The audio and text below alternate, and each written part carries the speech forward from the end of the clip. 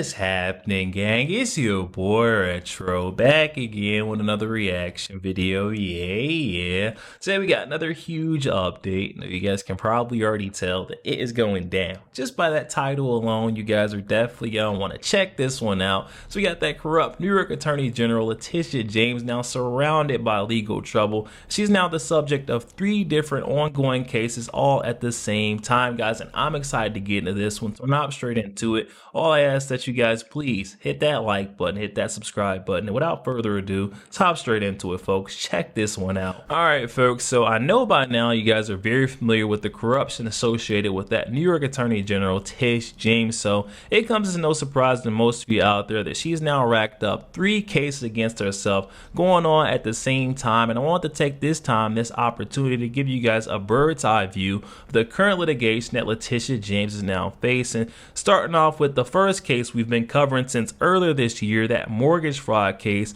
where Tish James falsified bank records in order to obtain more favorable loan terms and interest rates. And I found something very interesting with this case, that there's way more allegations of mortgage fraud out there than what's actually been included in the indictment. Most of what we've covered on the Virginia and the Brooklyn properties haven't even shown up yet in the indictment. Now, this first case, this case of bank fraud, is set to go to trial early next year in January. And again, this is a criminal indictment, so we have arrest and possible jail time on the table for Tish James if she is found guilty. Now, right now, this case is kind of being held up by Tish James because she's attempting to get the Trump-appointed prosecutor Lindsay Halligan disqualified, challenging her appointment, saying that she is an illegitimate appointment. And right now, we're waiting on the judge's response to that to say whether or not that she can continue on this case or not. But now that we've got a good understanding of this first case, let's move on to more of the juicy stuff. For these years of fraud and misconduct,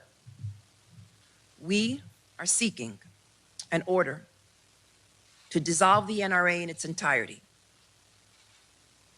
to require Mr. LaPierre, Mr. Phillips, Mr. Powell, and Mr. Frazier to make full restitution for funds they unlawfully profited and salaries they earned while employees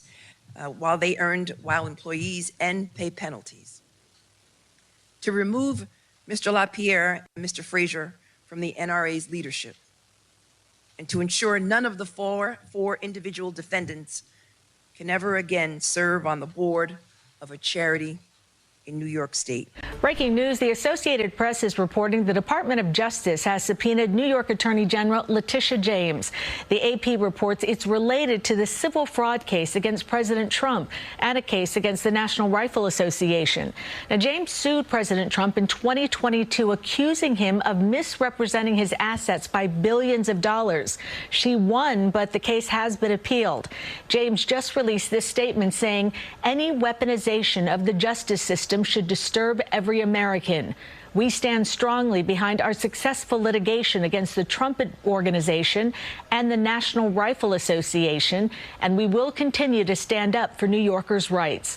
We also reached out to the DOJ, and they declined a request for comment. Well, let's jump into the details of this second case has now been brought against Tish James. I found this article from MSN that says the New York Attorney General Letitia James is now fighting a federal criminal probe over alleged selective enforcement in the case that she's brought against President Donald Trump's business in the National Rifle Association. So essentially, this right here is just a federal criminal investigation of Tish James. There's subpoena and records, and it looks like Letitia James has this case on pause as well, and it hasn't moved forward because she's now fighting the Justice Department subpoenas of the documents related to her prosecution of President Donald Trump. So right now, James is essentially a New York Justice Department official refusing to hand over documents to our country's Justice Department, explaining how she got justice in the case of President Donald Trump.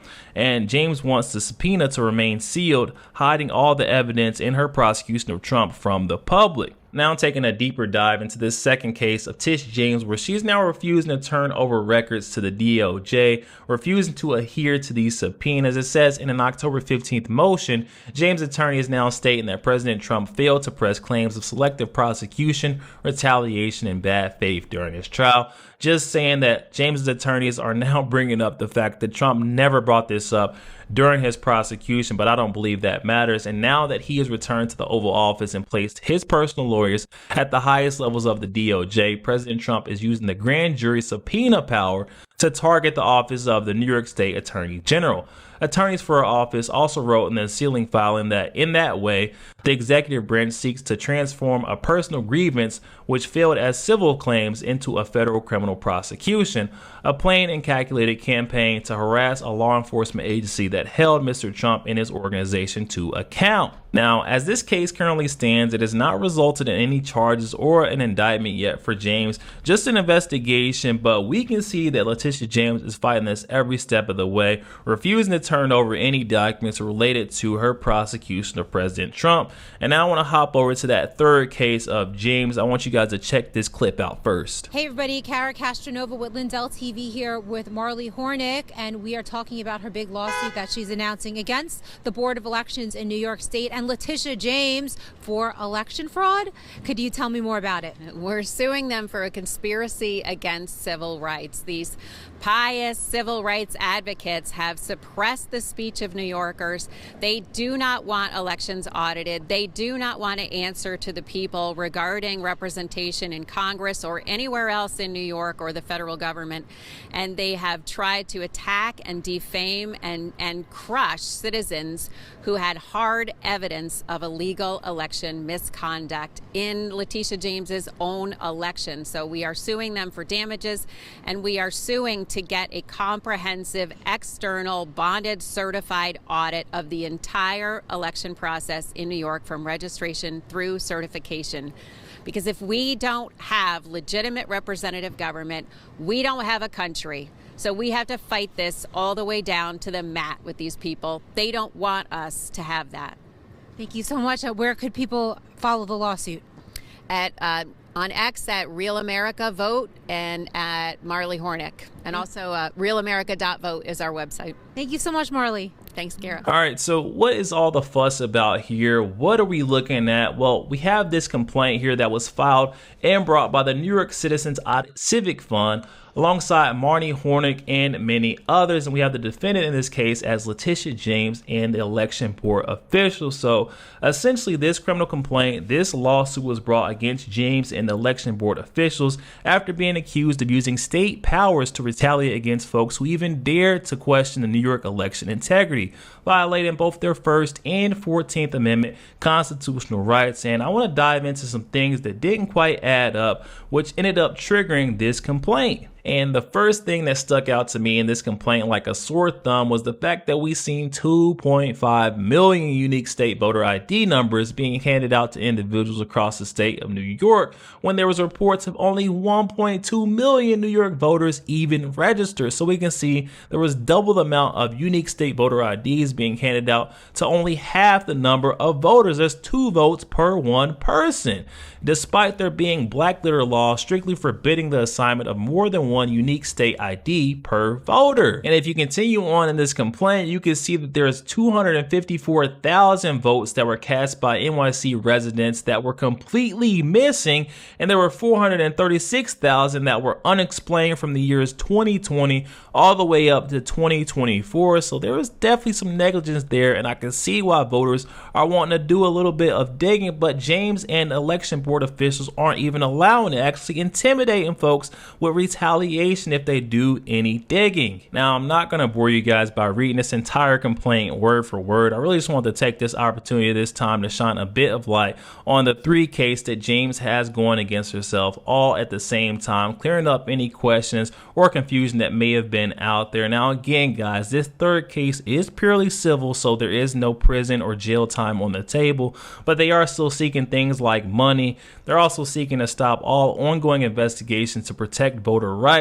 They're asking the state to save all voter data, and they're asking James's office to stop pursuing any other investigations for this going forward. Yo, there we have it, guys. Oh my goodness. And I'm a firm believer of you get back exactly what you put out there. If you're putting nothing but nasty stuff into the airwaves, don't be surprised when the nasty stuff comes back around and it's at your doorstep. That's exactly what we're seeing here We all seen the way that Tish James came after President Donald Trump with a very political prosecution. Now it's coming back to bite her. She came after him saying that he falsified his bank records. Coming to find out it was actually her, and now she's been indicted for it alongside another prosecution for the persecution of President Donald Trump. On top of that, looks like she's been wrapped up, mixed up into some type of election fraud and trying to silence all those who came after and pointed out that she was funky, guys. But definitely hop in that comment section. Comments are open. I'm excited to hear what you guys are thinking about old Tish James. Do you think she actually goes down for any of these cases? Does she have to pay some money, or does she serve jail time? Let me know in the comment section below. Also, make sure you guys please hit that like button, hit that subscribe button. If you'd enjoy more content like this, catch you guys on the next week.